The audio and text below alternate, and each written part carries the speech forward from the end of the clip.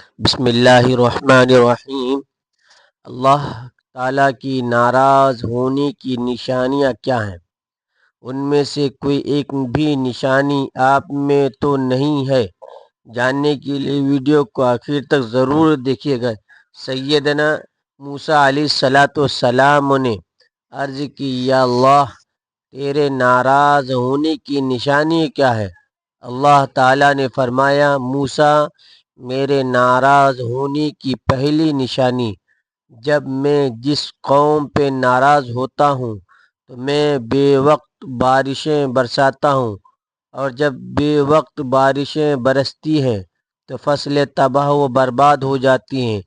جب فصلیں تباہ و برباد ہو جاتی ہیں تب ملک میں غربت پھیل جاتی ہے۔ موسیٰ، میری ناراض ہونے کی دوسری نشانی، پیسہ بخیلوں کے ہاتھ میں دیتا ہوں۔ یہ بخیل لوگ جو ہیں، یہ اپنی دولت کے اوپر ایسے سانپ بٹھا دیتے ہیں، کسی کو ہاتھ لگا نہیں دیتے۔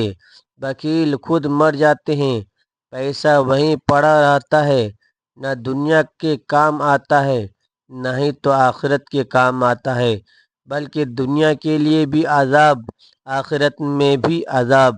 وہ پیسہ پیسہ کرتے مر جاتے ہیں، لیکن اپنا پیسہ کسی کے کام نہیں لگاتے۔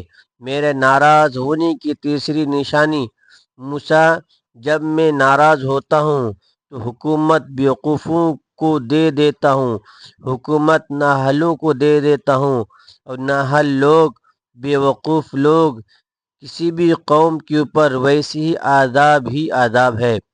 ناظرین، آپ اپنی آنکھوں سے دیکھ چکے ہیں کہ بارشوں کی وجہ سے نظام درہم برہم ہو چکا، فصلیں تباہ ہو گئی تھیں۔ انسان کی نافرمانیوں نے زمین کو بھی ڈبو دیا، فصلوں کو بھی ڈبو دیا۔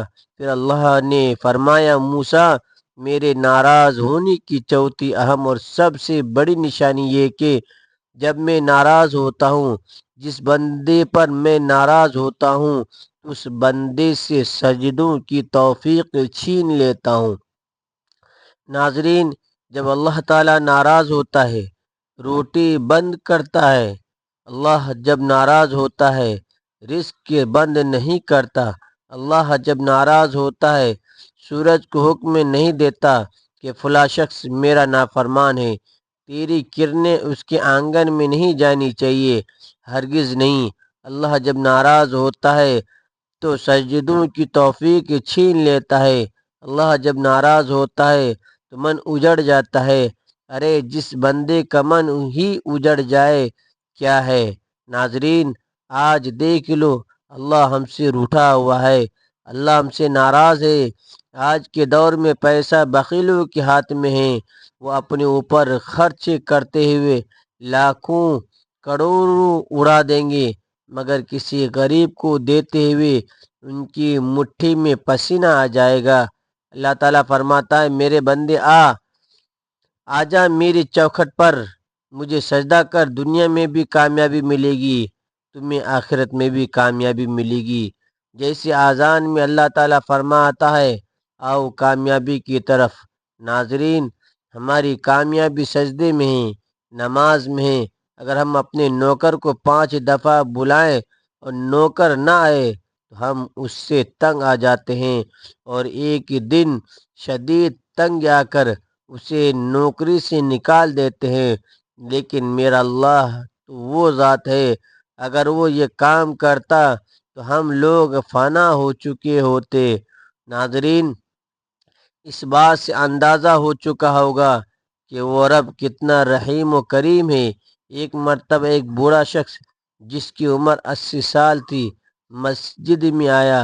بیٹھنے کا طریقہ نہیں آ رہا تھا، کھڑے ہونے کا طریقہ نہیں آ رہا تھا۔ 80 سال کی عمر کا بوڑھا ہے، نماز پڑھنے کا طریقہ نہیں آ رہا تھا، قیام کرنے کا، رکوع سجود کرنے کا طریقہ نہیں آ رہا تھا۔ امام صاحب نے دیکھا، پوچھا، بابا جی، مجھے لگتا ہے آپ اس مسجد میں پہلی مرتبہ آئے ہیں۔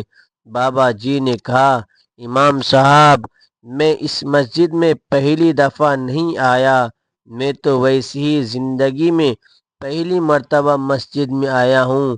امام صاحب نے پوچھا، کیا واقعی آپ زندگی میں پہلی مرتبہ مسجد میں آئے ہیں؟